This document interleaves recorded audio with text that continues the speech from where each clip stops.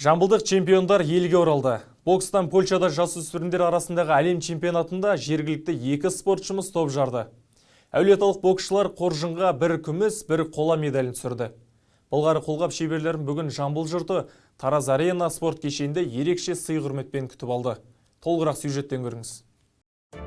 Польшадағы Келсе қаласында бокстан өткен додада ел намысын қорғағандар олжамен оралды. 2 жылда бір өтетін чемпионатта бақ таласқандар 5 медаль жеңіп алды. Өзге елде туымызды көкке желбіреткендердің екеуі жамбылдықтар. Әлем біріншілігіне алғаш рет қатысқан 18 жастағы Елнұрдың қадамы сәтті басталды. Бірінші орынға бір саты жетпей қалған спортшымыз бұл тек бастамасы. Жеңісті күндер әлі алда деп ел алдында уәде етті.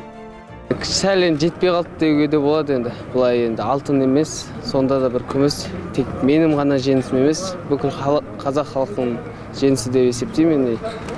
Тақымдарын біз үшін қысып, біз үшін дұғада болған туысқандар, бауырлар. Алдағы уақытта әлі көк туымыз желбіретіп, әнұранымыз шырқатамыз, Алла қаласа.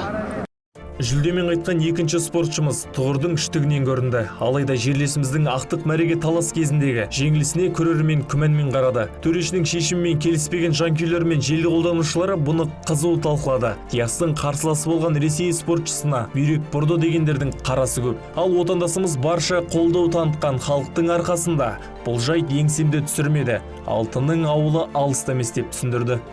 Сол халық көрді, халық баға берді. Ұлттың деп, бұл менің шың емес, бұл әлі арғарай жалғастым. Әлі Азия чемпионаты бар, әлем чемпионаты бар, олимпиада ойындары бар, ересектер арасында. Құдай қаласа соған топ жарып, әлем чемпионы болуға етемін. Жергілікті спортшыларымыз енді Дубайдағы Азия чемпионаты мен қараша айындағы ересектер арасындағы ел чемпионатына дайындықтарын пысықтайтын болады. Осы олимпиада жылына қарай ел чемпионаты қайттан жастарды құрамасын біріктіріп, бас бапкер соны келесі олимпиадаға дейін осыларды апаруға тырысады. Енді соған біз үміткерміз, иншалла. Алла қаласа соған еңбек етеміз. Шерхан Абзолла, Аңсар Тілепберген, Ернар Сегізбаев, Тараз 24.